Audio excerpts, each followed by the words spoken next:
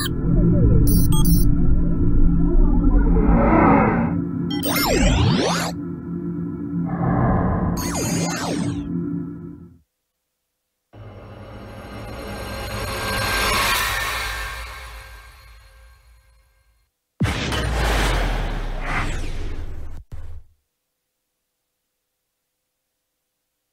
following content is not intended as a substitute for professional medical advice, diagnosis, or treatment.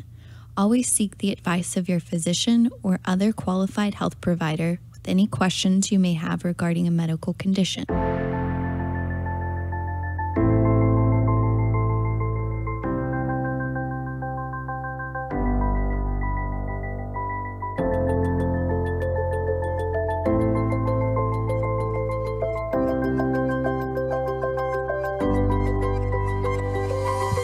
You're listening to the Everyday Therapy Podcast. I'm Julian Schroeder. And I'm JC Rader. And we are therapists here, hoping to have some open conversations to share tips, stories, and inspiration for your overall emotional wellness. Yes, that is true. We're trying out a new intro today. I'm just going to be honest. It's going really well. This is our first time practicing it. Okay, so my part is, and for more information on our community events, counseling, online services, you can contact us at everydaytherapypodcast.com and stay connected with us at Facebook, Instagram, YouTube, and iTunes. We would so love you for that. Yeah, we have some exciting guests and things coming up. So yeah, like somebody who interviewed Oprah. Or vice versa. Yeah, Somebody Oprah who was interviewed her. Yes. Okay. She's kind of a big deal. So we're excited about that.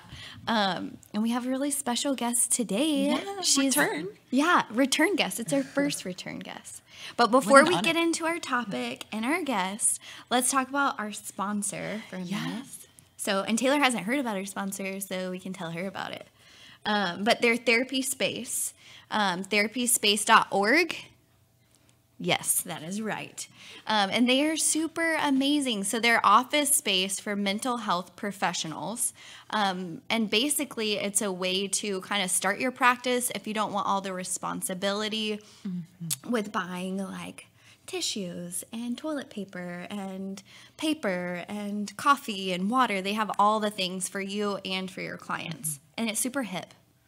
Like, adorable. Like the space itself. Like, really like the aesthetics. Yeah. It can make a difference. Contemporary furniture and all that jazz. And their leases are super flexible. So you can rent 1 day out of the week up to 5 days out of the week. Wow. So, yeah. Pretty I don't cool. know, your story, did you start like full-time in private practice or? Well, I eased into it. Okay. I was always a part of a group practice and until I opened my own. Okay. And so renting, well, it was more of a split setup instead of just renting a space, but I was always a part of a group practice, and then this past year opened my own practice. okay. Yeah. So it's kind of that same situation to where you can kind of break into it and still have a group around you, people around you, but not have to do it all on your own.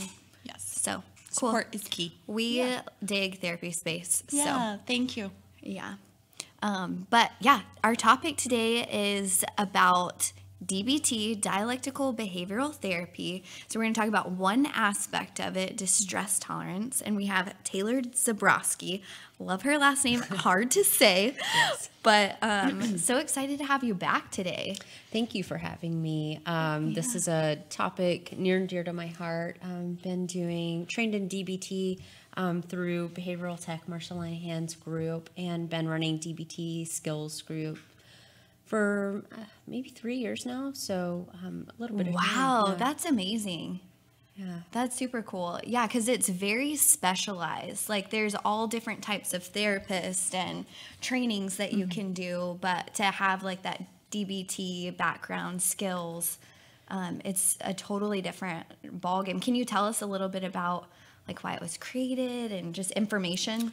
Yeah, so Marcia Linehan created DBT, and she defines it as a broad-based cognitive behavioral treatment that originally developed for chronically suicidal clients that were diagnosed with borderline personality disorder.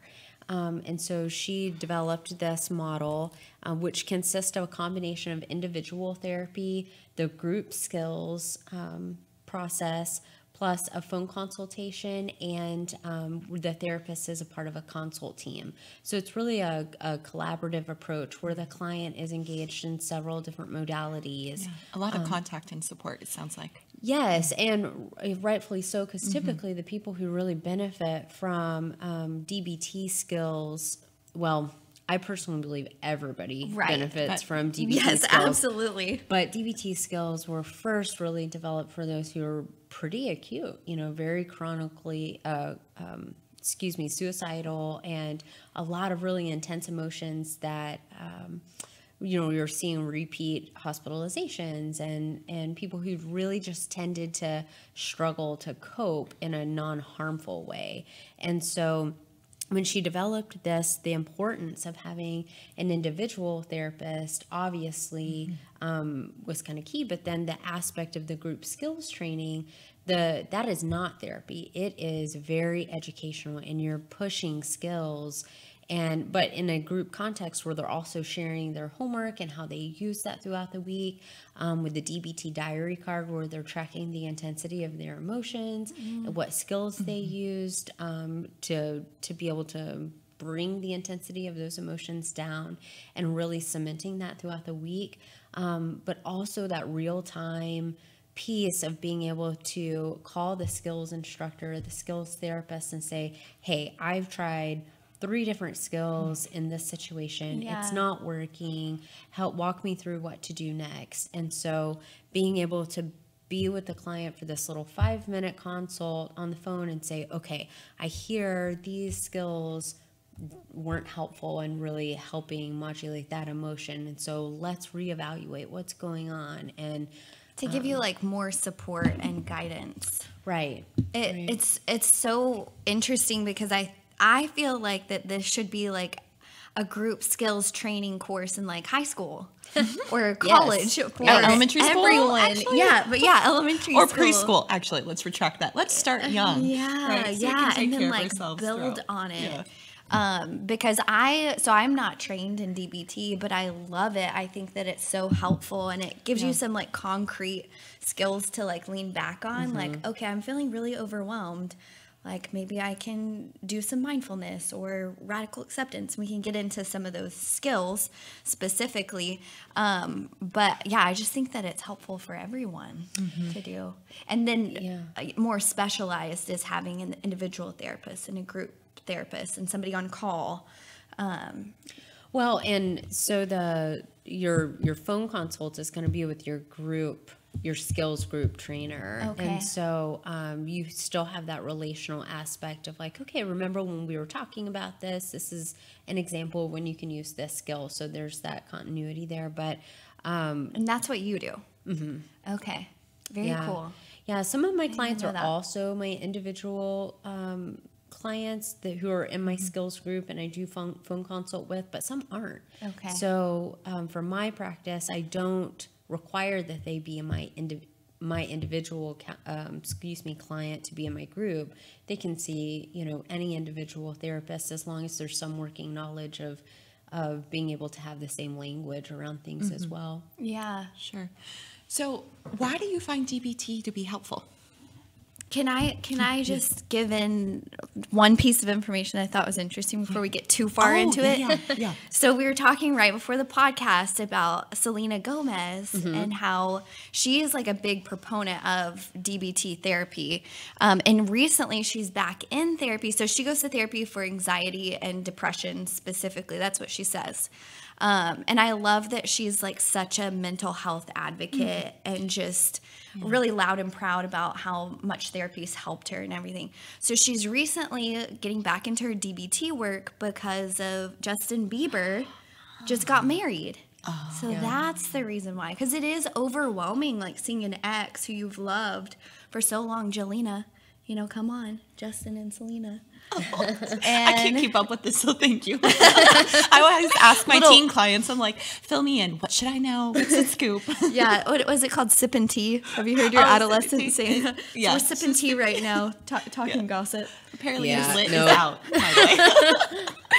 So yeah, no, I think that it is like pretty well known in pop culture right now. Like you said, that kind of having this training and these skills keeps you pretty busy because people do want that specific kind of therapy, DBT therapy. Right. And, I think we get caught up on really digging down to the roots and doing trauma work, which is what I also do. But people have to also have skills on board to be able to manage and regulate their emotion before we go too deep into things. And so absolutely, I've had clients who I'm working strictly on DBT skills for a long time before we do any kind of deep work as to what brought them really into therapy. So they're able to regulate their emotion. Yeah, that makes sense. Yeah, you have to feel to heal, but you also have to learn to deal with the feels, right? Yeah. I just made that up. I'm just kidding. Hashtag. I like how DBT was described in this article about Selena Gomez. Go figure, I'm using that as my research these days. But it says it promotes both acceptance and change in a client, which dialectical means, I didn't know this, integration of opposites.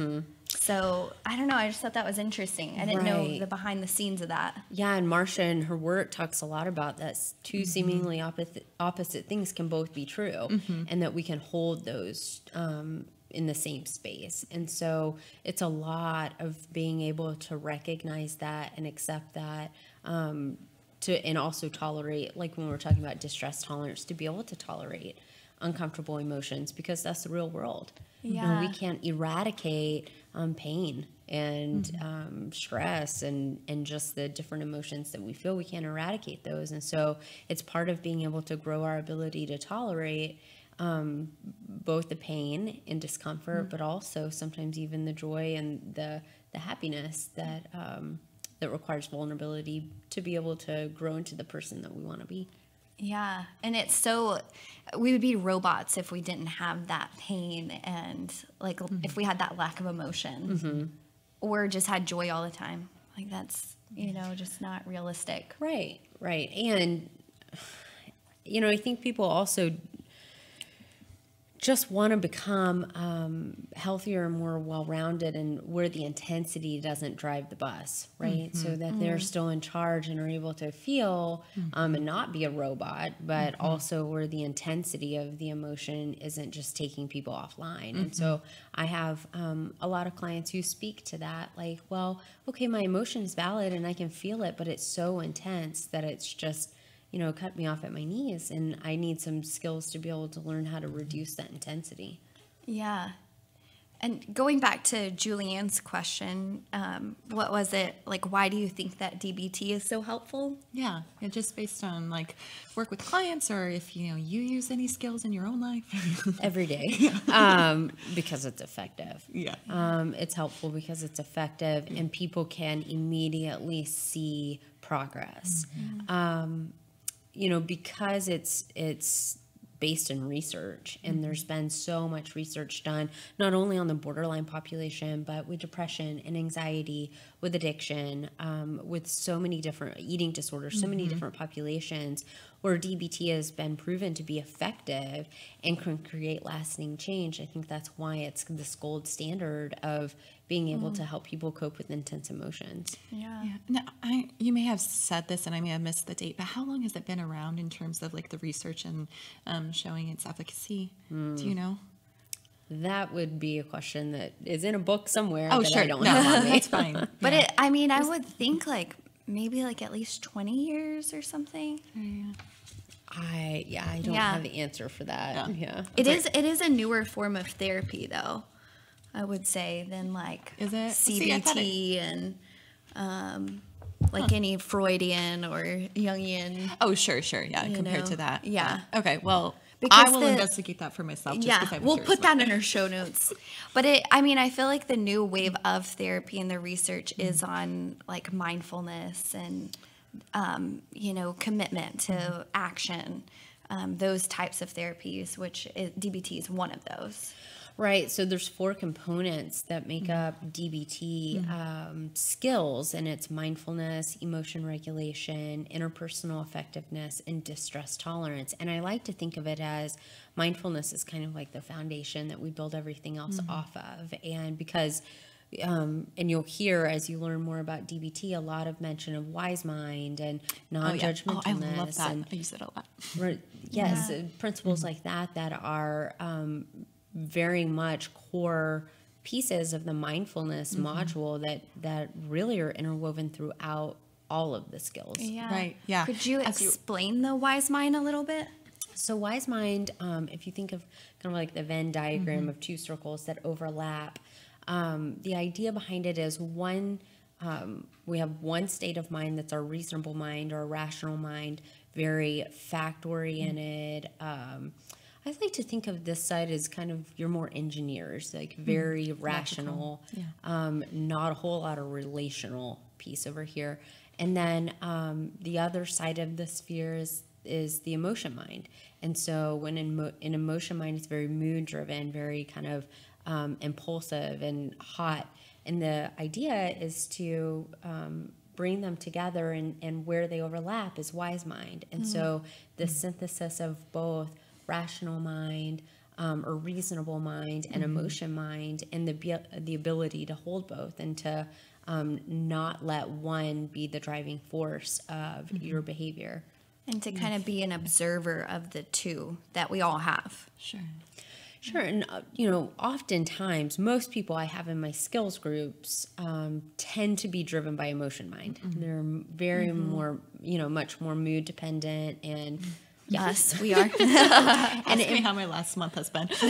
And impulsive and tend to act out of mood or behave out of mood and emotion mind. And so usually it's with those clients where, there's a lot more intensity. Not to say that that's not there with reasonable mind or rational mind, but you don't see as much intensity because there's kind of like an underperformance of emotion connection there. So I use it with all clients because sometimes it's more of like, okay, you're just camped out all the way in logic, right? Where's your emotion, and really integrating the two to be able to walk in wise mind. Right. Yeah. And to have the effective interpersonal skills, right? That's like relational as well as being able to, take care of self. So yeah, it's hard to, like, I feel like more in the emotional mind, probably more so than relating to the rational, because sometimes emotions just feel like truth, and they feel so real, so loud. Yeah, no, I love on the little card that we have at, White Rock Counseling that says feelings are not facts. Yes. Right. But I would assume that a lot of your clients that act in emotion, would believe that to be true, or it feels true to them. Right. Yeah. And in fact, in my DBT skill group today, we were talking about checking the facts. And so that's in our emotion regulation module of where we're really learning, like, what are emotions and what do emotions do for us, and checking the facts and not taking a thought as truth. Right. Yeah.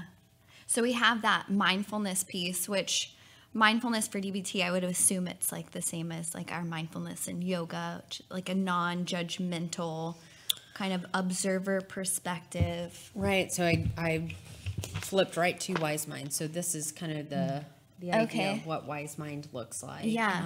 And operating from that wise place. And then Marcia talks a lot about what we do in mindfulness and how we practice it. And so what we're doing is we're observing, we're describing, and we're participating. And how we do that is non-judgmentally and one mindfully and effectively. And so that's kind of the core principles that are interwoven throughout most of the DBT skills, because you have to be mindful as you're moving forward. Yeah. And then could you talk a little bit more about the other 3 aspects of DBT? So interpersonal effectiveness is going to be about having those effective relationships, right? And so just some of the skills are like asking yourself, what do I want from this situation, right? Do I want to save the relationship? Do I want to save my self-respect? Or do I want to be right? And so sometimes it's learning that last one probably trips people up, huh? Do I want to be right? That's so cool, though, like checking in with what you actually want out of something versus just reacting. Right. And so some of the skills we use there are like dear man skills or give skills or fast skills on how we communicate with others given what we want out of the situation. And you'd be surprised, a lot of people really want to save the relationship, right? Because what's their identity outside of the relationship? And so there's so much more that goes into it, but it's stepping outside of just being impulsive and asking, you know, what do you want in this moment and what's important to you in this conversation, in this interpersonal relationship on how to communicate. And so there's several different skills on interpersonal effectiveness and how we can be more effective in those relationships. Yeah, it seems like assertive communication, like being able to respect yourself, kind of know what you want and need, know your values, and then communicate that like to another person in a respectful manner. Right. Yeah. Right. And, throughout the skills, it talks a lot about validating and being gentle. And so there's different aspects. And what I love about DBT is it's so user friendly. You know, the skills book and the handouts are very engaging, and they're not complicated. It's super simplified. Yeah, I've used some handouts with like doing some family work or partner work. I mean, I would say that everybody could benefit from communication techniques and listening. So could people like Google that and find some examples of, I mean, because we're throwing out acronyms. Do they have like free sort of resources online at all? And I know I'm jumping ahead. I don't know about free resources. Okay. That's wishful thinking. You know, I recommend all my clients who come to my skills group to buy the DBT skills handouts and worksheets, second edition by Marsha Linehan, where everything is like what she designed. Yeah, and it's an amazing book, and we can put that in our show notes for all of our listeners and everything too. Yeah. What's the next two aspects of DBT? Maybe we can get to distress tolerance last, since that's kind of our focus. Right. So we've talked about mindfulness a bit and interpersonal effectiveness. So the third would be emotion regulation. So what are our emotions? What purpose do they serve? Why do we have them? Really stepping back and leaning into there's not good and bad emotions. Our feelings are there for a reason. Yeah, right? It's like with food. There's not good and bad foods. No, yes, I agree. They're there to communicate, right? They're there to communicate something to us. And so really being able to go back to that mindfulness piece and listen to them non-judgmentally, not putting a filter on them of like, I shouldn't be feeling this, right? This is wrong to feel. And so first learning what our emotions, what they do for us, what their purpose is. And then it might be like checking the facts or really learning how to do opposite action. So, man, I'm sitting in this emotion right now. How do I get out of it? And so learning how to do opposite action. And so there's several skills that are in emotion regulation that help us with that. Yeah, I love that as a skill, opposite action. Like, I just think about, like, I want to lay on my couch and watch Netflix for the next 8 hours, you know, and really I need to be, like, going out and, you know, maybe socializing or something like that. Yeah. And that's also an example of how we get back to wise mind, right? Like not just being mood dependent of like, man, I just completely don't even want to get out of bed, but I also need to get these things done. And so being able to bring the two together. Yeah. It's so interwoven. It's all very much interwoven. And so, I just really think of a lot of the mindfulness principles and wise mind as like foundation. You've got to get these things because even as we talk about distress tolerance skills, wise mind pops back up and doing these things from a place of wise mind. And so it's just a very compounded Right. Yeah, because you can't just throw skills out haphazardly, right? You have to be aware of like the triggers and why, and then like the action, which I can see how it can be hard when in the emotional mind to always be able to know what to do. So I can see why clients reach out and have some guidance. But yeah, I absolutely hear you. There has to be that awareness and understanding before just doing. I have a lot of clients and a lot of parents of clients that are like, well, we just want skills, we want this done and fixed, coping right? skills. Right. And I believe in that because we can't be overwhelmed and flooded with emotion. And it does take that awareness, and sometimes that takes a while to develop and practice, right? Well, and at the very beginning of skills group, we talk about commitment level and why are you doing this? And, what is it that you're invested in?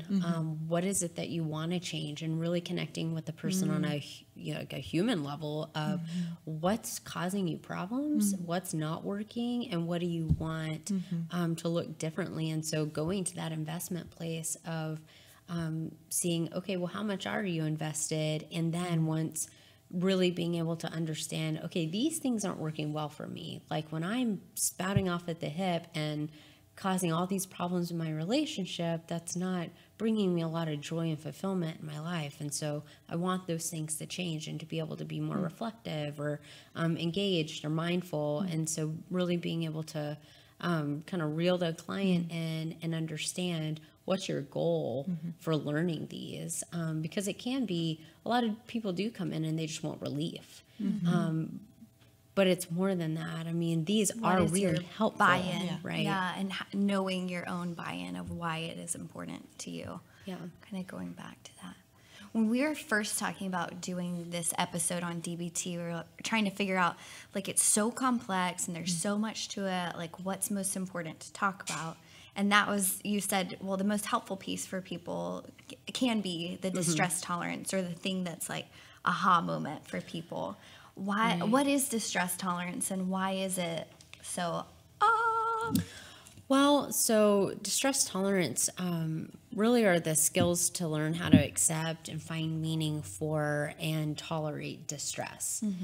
So kind of going back to that dialectic of two seemingly opposite things can be true, and I can hold that in my hand and be okay with it and tolerate it. And so we really work to tolerate the distress as a component of growth. Right? Because most people want to come in and change really and have some effective outcomes for who they are and what their life looks like. And like I spoke to earlier, distress and pain and hurt is a part of life, and we can't take that away. Yeah. And so growing that ability to be able to tolerate it, as well as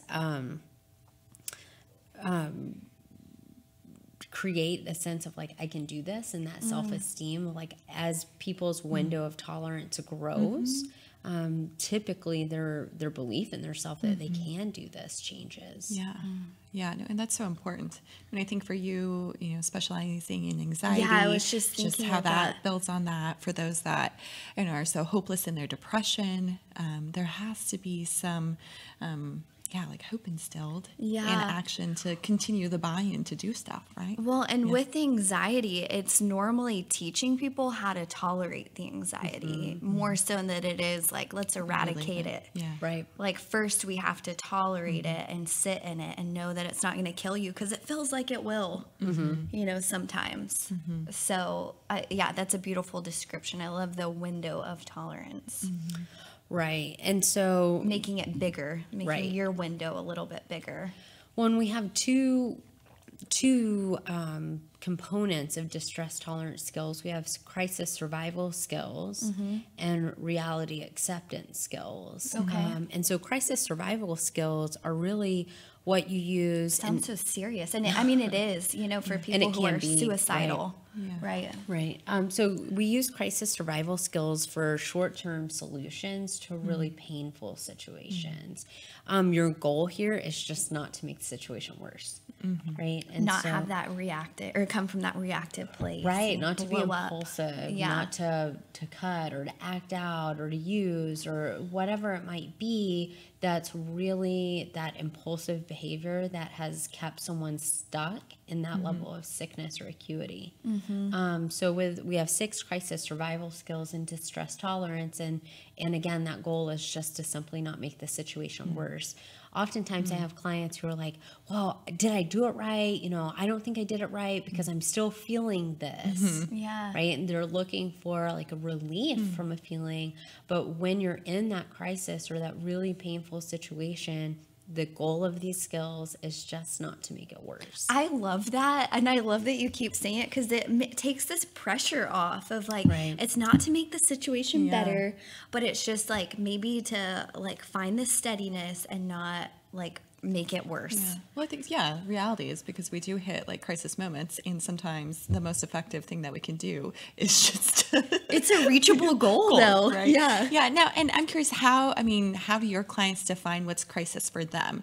I know sometimes like I work with my clients and I'm like, okay, on a scale of 1 to 10, with 1, like, no emotion, to 10, like being completely overwhelmed, like maybe it's on the scale of 8 to 10 sort of. But do you have a way of or your clients knowing when they're in crisis mode? Yeah. Marsha thought about that. Oh, okay. So Marsha thought of everything. Right. Well, for a reason, right? Because typically in the clients that I see, the acuity level is pretty high. And so when you're in that type of mindset for so long, a small thing could really feel like a crisis, really feel like a real threat, or true deep pain and fear and sadness. And so, like you said, everybody's lens is going to be different. And so she lined it all out right here in our book. So you can also check like, okay, does this fit? So she defines like when to use a crisis survival skill. You're in a crisis when the situation is highly stressful, when it's short term, so it won't last a long time, and it creates intense pressure to resolve the crisis right now. She says when to use the skills of when you have the intense pain that can't be helped quickly, when you want to act on your emotions, but that will make things worse. When emotion mind threatens to overwhelm you and you still need to stay skillful, we use a skill. And when you're overwhelmed, yet demands must still be met. And also when arousal is extreme, but problems can't be solved immediately. So those are the set of criteria of when to use a skill. And we don't use crisis survival skills for everyday problems, for solving life problems, or for making life worth living. And so I think that's a piece super helpful, to define those and knowing kind of what the skills, and you're going to talk about that, maybe some of the skills, like that totally makes sense for that criteria.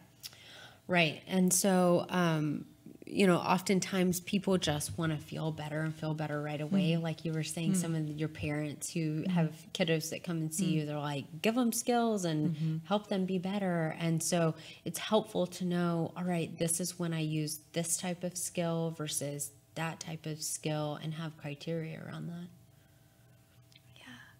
Tell us, what are these skills? Yeah, what do we use in a state of crisis? Because I could think of probably some situations I could use these. Sure. So the first skill is probably one of the most obvious, is the stop skill. So if you think of the acronym, or STOP written out, so S for stop. Really just, this is where you kind of stop, freeze, take a deep breath, kind of ground and become mindful. Take a step back. So this is when you're not letting the feelings take over and act impulsively. Observe like what's going on for you inside, around you. What are other people doing? Really observing the situation. And also the P is to proceed mindfully. And so once you've stop, take a breath, really observed what's going on, and then kind of ground into wise mind, and you ask what would make the situation better or worse, and really connect into wise mind and see how to proceed mindfully. Yeah, it seems like the pause is really important. I think it's like Viktor Frankl, I'm going to butcher whatever quote, but just the idea of creating a pause between the stimulus and the response, and how that allows for change. So this seems like really it is about like pausing before And then what was it? Proceed mindfully? Is that Yes. it? Yeah. I love that. Yeah. I'm like trying to think. Yeah. Is there any that seems like very simple and like kind of taking a break, being able to observe what's going on. And it's like you said, DBT is like a very simplified like skill. Like this is doable for anyone. Yes, and I found that a lot of my clients who really lean on the stop skill the most are ones who are really used to being impulsive. And so a lot of my younger clients use the stop skill because you can remember it quite easily, and they're impulsive. And when that has not worked out well for them, oftentimes, like we talk a lot about just stopping and taking a moment and then really asking wise mind, okay, if I proceed to do this, is that going to make the situation better or worse? Yeah. So Go ahead. I was just going to say, it seems like this, for the everyday sort of listener, this could be useful if you have a tendency to maybe have a temper and react. What other sort of people would benefit? I mean, like we all Conflict. Yeah, relationships. I think. Oftentimes too, like with addiction or people in recovery, when stress is high, the holidays are coming up, you're going to be around your family or in-laws. It's so triggering. Yeah. So even if you have a great family, it's super triggering. Yeah, Emily, if you're listening, I'm going to use this stuff. She's my sister. We can, we love each other. But yeah. Right. So, oftentimes just high stress situations or thinking about social anxiety and like how debilitating that might be, and to really just take a step back and like observe what's going around. Is the threat real? And then how to proceed mindfully to be able to not make the situation worse. Yeah. What would be another skill that you use in that section of distress tolerance, of acuity? Sure. So there's pros and cons. So pros and cons, we actually have the client do when they're not in crisis. And so you think about the crisis urge. So typically people know like when they're acting impulsively, what they do, or how kind of what their set of go-to behaviors might be, whether it's something like cutting or using or yelling or hitting or whatever it might be. That is their crisis urge. Yeah. And Reaching out to people that aren't healthy. Self-sabotaging too, right? It could be. Yeah, absolutely. So, I'm sure you guys have several examples of like what that might look like even in your client loads or our personal lives. Yeah. So the client would do the pros and cons before they're ever in a crisis. And I usually have my clients like just do this on a small piece of paper and keep it in their wallet or in their purse. Have it with them. And have it with them. Oh, that's so smart. And they write out like, what are the pros to acting out on the urge? So what is this doing for me? What's the pro of doing it? And so oftentimes that's like, well, it's comfortable. It's what I know. It's been the way I've self-soothed for a long time. And then they talk about the cons of acting out on the crisis urge. And so what is it costing them? What are the cons of resisting it? What kind of vulnerability do you have to lean into, and what kind of discomfort comes with like really resisting that urge? And then what are the pros of resisting acting out on whatever urge is coming up for them? And so I have my clients do this when they're in a calm place and when they're like really in a grounded place or in a where they can access that rational mindset more. Right. And wise mind. Right. Okay, yeah. Right. And so, and then keep this on them. But usually they've reviewed it several times and they know, and we've gone over it, because the idea behind skills group is like they do homework and they come back and they share their homework the next week. And so they've practiced it. And do you find it helpful for people to actually take time to literally write it out and visually see that pros and cons versus maybe just kind of going through with that in their head? That's do you a good see a question. difference? Yes. Yeah. Okay. Yeah. Yes. Yeah. Her eyes got That big. might have been like a leading No, question. I love that. but Yeah. Yeah. No, they need to write it out. In fact, like in this handout and worksheets, there's actual forms for them to do all of that. And I think there's something really to be said to even just handwriting things, because the connection between your thoughts and then putting it down on paper and really being able to read it as you write it can be very powerful and engaging into the process. And so I have found it helpful for people, my clients especially, to physically write out and do their homework versus just giving it a thought. Sure. So maybe for the like more, I don't want to, like higher functioning or less distressed, like a mental checklist, pros and cons may work. But for those that are just like in acute crisis state, or no, this is planning before the crisis. Sorry. So they're going to do this when they're not in a crisis. So they can access it when they are in a crisis.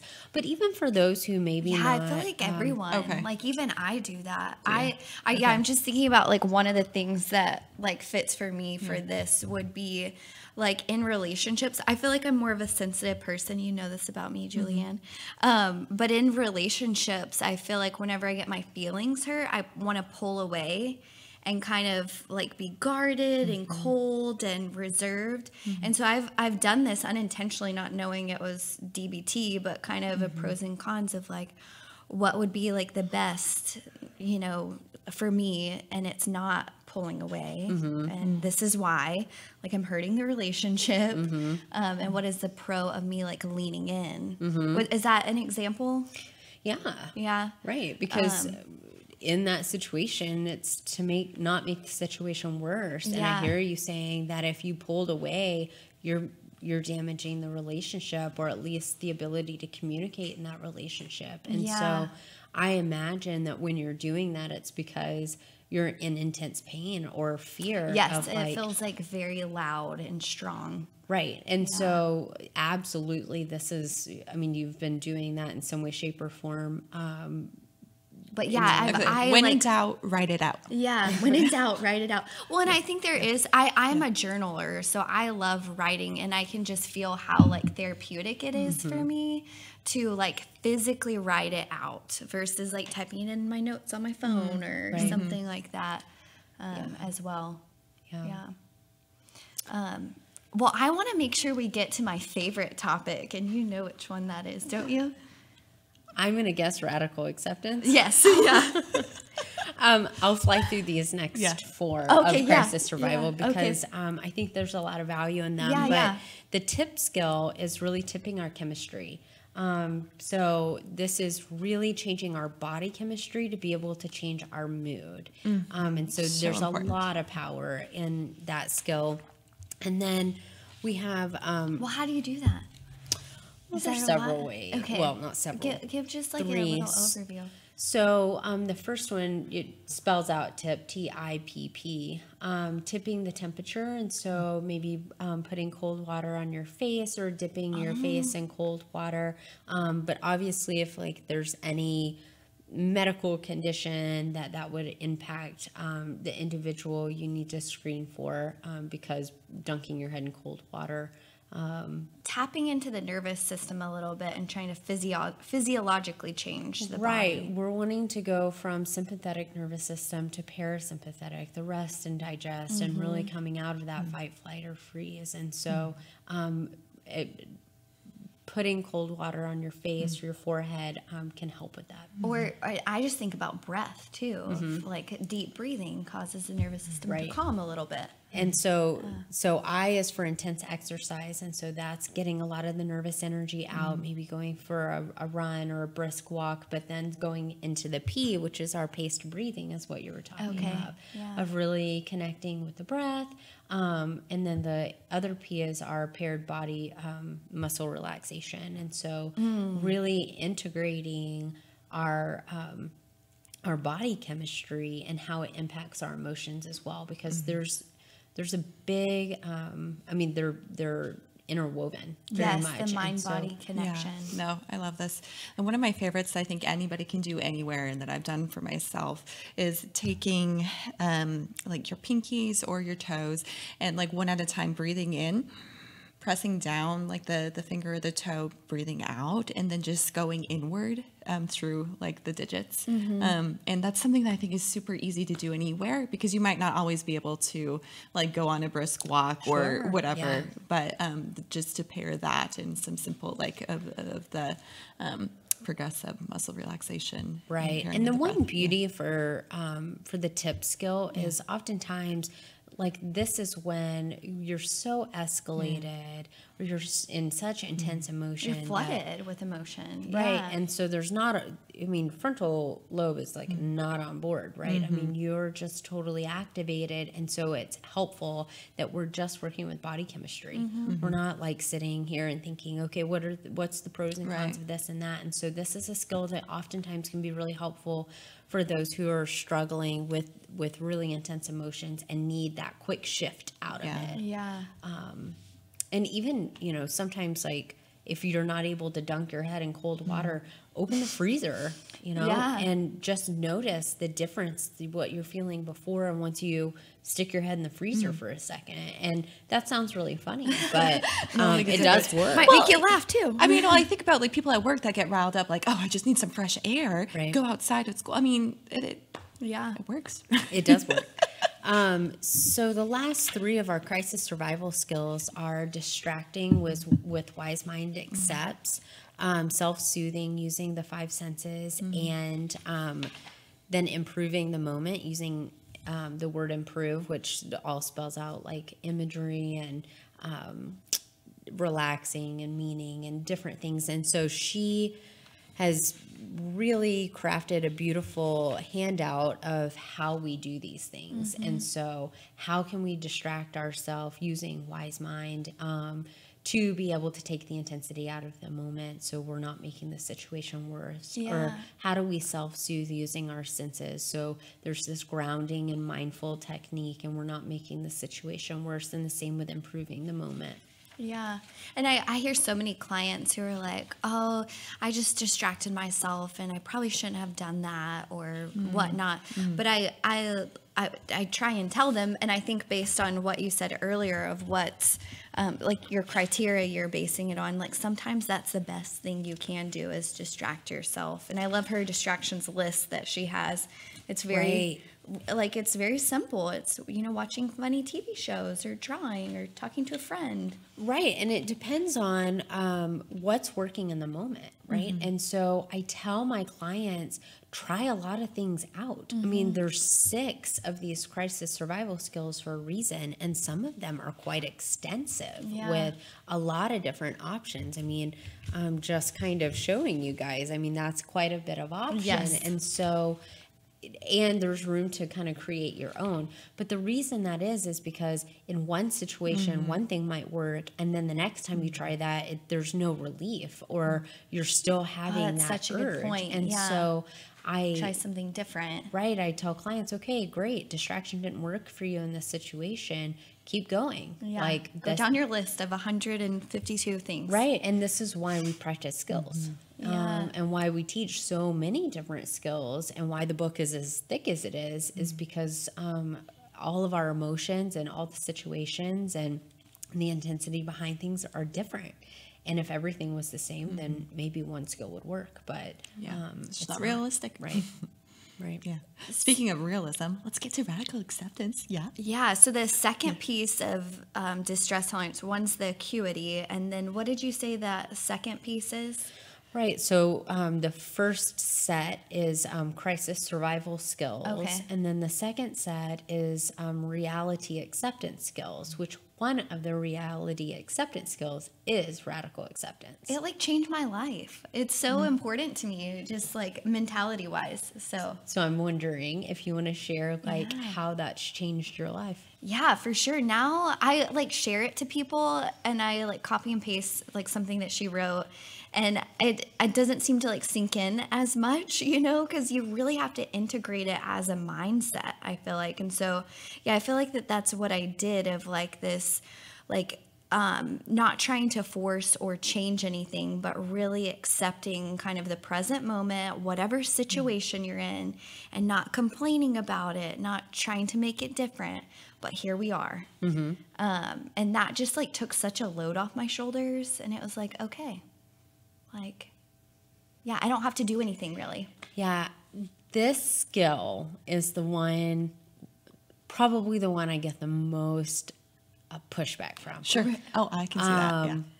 Totally have been like cussed at. Oh, and, like, dang. you know, because when clients come in and they hear today we're going to talk about radical acceptance, it feels like you're going to tell me to just accept everything, and that I can, and that means condoning everything. And there's a piece that people make up that is very invalidating.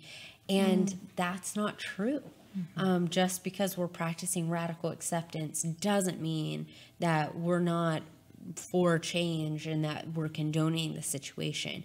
It simply means that we're all the way completely and totally accepting the situation with your mind, heart, and your body. And stop throwing tantrums and stop fighting it and stop. I like that. Yeah, stop fighting, because I think it like releases the struggle of when there is like you can only do so much, right? In terms of like, I think of, kind of codependency, trying to fix somebody else, right? And accept that, okay, I'm not going to get angry at what they're doing or sad or try to take on their stuff, but I have to, right? Because we can't change others. Sure. Yeah. And so it's, it's letting go of the bitterness that I'm trying to change things and just accepting things completely. And I think that's what really you spoke to really beautifully, of that, in that complete acceptance of and the weight lifting off your back that comes with that. Yeah. How long does that last for? Can I? Right. No, I think this is the one that you have to come back to. Yeah, right? It's a practice. Like I would imagine sure. of the skills. Right. Yeah. Like this one is, like you said, most challenging. And well, this is one of the skills that we practice in group. And so what I mean by that is I have clients say, okay, what is something that you really just need to accept? And we go through one of Marsha's worksheets as a group and really talk about what that might look like. Yeah. It's pretty interesting. Yeah. Do you have, I guess, are you going to get to how this is done, or kind of a framework, the radical acceptance? Am I jumping again? Well, I want to speak to what has to be accepted and why we need to accept reality. Okay. And so she speaks to what has to be accepted. First, reality as it is. And so the facts about the past and the present are facts, even if you don't like them. So just accepting reality as it is. Also, that what has to be accepted is that there are limitations on the future for everyone. But only realistic limitations need to be accepted. Everything has a cause, so including events and situations that cause you pain and suffering. So accepting that everything has a cause, and that the last thing, what has to be accepted, is that life can be worth living even with painful events in it. And I think that's one of my favorite pieces because oftentimes, and I think I keep really going back to, some people come to therapy with this idea of like, all right, if I get this skill set or I have enough healing under my belt, pain won't be there anymore, or discomfort won't be there anymore. And that's not true, right? I mean, pain is a part of life. And so really accepting that life can be worth living even with painful events in it is a big key. Why accept reality? First off, because rejecting it doesn't change it. Right? Yeah. Yeah, just denial. Like, this isn't fair. Yeah. Like that used to be something I used to feel like, this isn't fair. Why me? Or like that doesn't help me with that mindset. It seems like you can agree with that. Oh, sure. Yeah. Like, I mean, I've thought about like failed relationships and why is this happening, and all of that. And it's like everybody, for me, the radical acceptance and finding the cause and making meaning of it. Like, okay, it was a teaching lesson. Yeah. And so why also accept reality? Because changing it requires accepting it first. I love the change paradox. Like, there can't be change until you first accept what is. Right. Yeah. Right. Also, pain can't be avoided. It's nature's way of signaling that there's something wrong. And so going back to that idea of like, even with these skills on board and even with a lot of recovery or health or healing under our belt, pain's still going to be a part of life. And so accepting that, also rejecting reality turns into pain and suffering. What is that formula? Pain times resistance equals suffering. So yeah, you're just kind of making it worse in a way. Also, refusing to accept reality can keep you stuck in unhappiness and bitterness and anger, sadness, shame, and other painful emotions. So really, it keeps people stuck where they don't want to be and why they're in skills group to feel better. Also, acceptance may lead to sadness, but calmness usually follows. And so having that release valve is really, really a powerful piece of change. And then the path, Marcia says, the path out of hell is through misery. And so by refusing to accept the misery that's part of climbing out of hell, you fall right back into hell. And she talks a lot about... right. And I'm like, well, do we just end it on this? we are just being mindful of time. We'll need to wrap up here, but this is such good stuff. Right. And so powerful. Going back to the very beginning of what's your buy-in, she talks a lot about you can choose to stay miserable, and that is your right to do. But knowing that you can climb out of this. What are some of the skills in order to like really practice this, like to make it like a daily or regular mindset? Well, off the top of my head, I want to say all of them. I mean, for radical acceptance, are there like affirmations? Oh, sure. Well, so to make it more concrete, right? As a part of like skills group, there is kind of some steps that you take and like how to do that. And so I think, it's really about kind of getting plugged into a therapist who's got some knowledge around DBT or a DBT skills group so you can get the information of like, okay, this is how I'm doing this and this is the process that it takes. And so practicing that daily. And maybe having insight or awareness where you're not doing that maybe you don't see. Right. Right. Yeah. And I think the Serenity Prayer, or creating your own version of that would be great for the radical acceptance piece. Yeah. So if somebody found like their own words to it. Yeah. But where can people find you and get all this good stuff from you? Well, I'm an owner and therapist at Highland Village Counseling here in Highland Village, Texas. So you can find me at highlandvillagecounseling.com. Or on Psychology Today. I'm on there as well.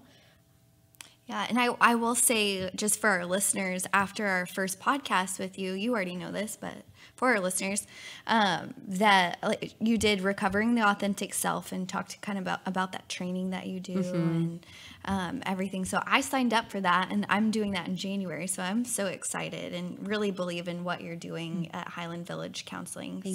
Thank you for being here. Thank for having me. Yeah, I feel like there's never enough time to talk about all of our stuff. Part three, radical acceptance.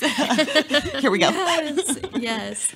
So please find us on iTunes and rate and review us. It really helps us out and means so much to us. We love to share that on our social media and everything. And you can find us at everydaytherapypodcast.com. Thank you, guys.